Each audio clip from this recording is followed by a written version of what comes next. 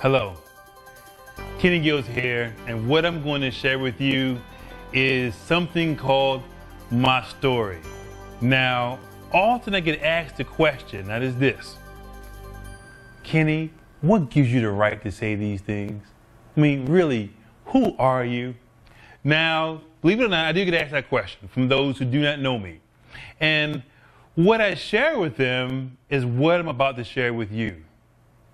How, when in high school, periodically being homeless, sleeping in cars and in laundromats, to doing commercial investments, residential, coaching, doing millions of dollars in real estate transactions on a yearly basis.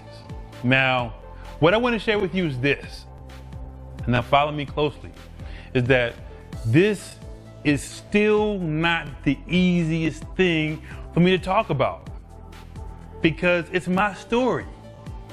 I lived it. I went through it. I mean, I remember, just like yesterday, the embarrassment that I had when I was caught stealing food. When I was taking fries and the lunch aide said, "Hey, what are you doing stealing that? You can't take that." And I didn't want anybody to know that I didn't have anything to eat. I remember that like it was yesterday. Sleeping in the back seat of a car that wasn't locked, and when people pulled up next to it, being still hoping and praying that they wouldn't see me. And still going to high school. I remember that like it was yesterday. From then, yes, I have done a lot of investment in real estate. I helped a lot of families. But what I want to share with you is my story and how I was able to do those things, and the journey that I have left of many more things yet to do. So, back during the time when I was younger, going through many challenges, not, as I mentioned, having a stable home environment, I found that books provided me a sense of comfort. I also found that going to movies provided a sense of escape. A lot of my heroes as a kid were those in the silver screen. I would say, I want to do what that person does, or I'm going to be like this person, or that individual. A lot of when I was younger, those were my heroes. Those were people who I wanted to be like. I didn't even know them. But that's where I focused. I focused on something that was further than where I were at that moment, at that very time.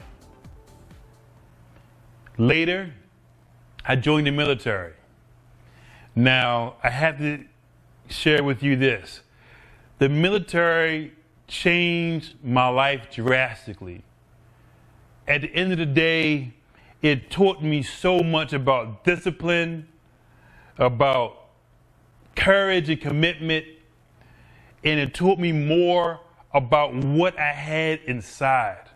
It showed that I was battle tested. There was a friend of mine, and his name was Bradley, and we used to always train and say, hey, who's going to be the most well-known in Special Forces? And we would go around every day swimming many Olympic laps, going to the gun range, night fighting, working out, training, reading, you name it, we was doing it. And that goes back into what I was mentioning about association. I found then that your peer group or your environment largely determines what's acceptable. It wasn't acceptable to sleep in. It wasn't acceptable to be mediocre. It wasn't acceptable to say I can't, to say I might or I try. What was acceptable was to do. And that's what we did. Now, you may often hear me use the phrase outstanding, and actually that's where that comes from.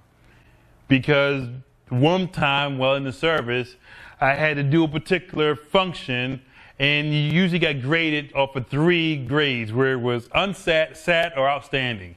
and those in the service know what I'm talking about. And my commander said, "Great work, Gills." Sat. And I said, "No, outstanding, sir." He said, "What? No, sat, Gills. Good job." I said, "No, outstanding, sir." He said, "Outstanding? Gills, did you, what? Permission to speak freely?" "Yes." "Sir, can you tell me why this is not outstanding?" He smiled and said, "No, I can't." "So guess what? It is outstanding." And I smiled because I knew that I had given it my best. And this was not unsat. This was not sat. This was outstanding. And you know what his next words were to me? "Gills, give me 50 outstanding push-ups." And that's what I had to do. So from this particular point in time in my life right here, I began to learn and develop what it meant to have friendships and teamwork. Now, what I want to share with you is other.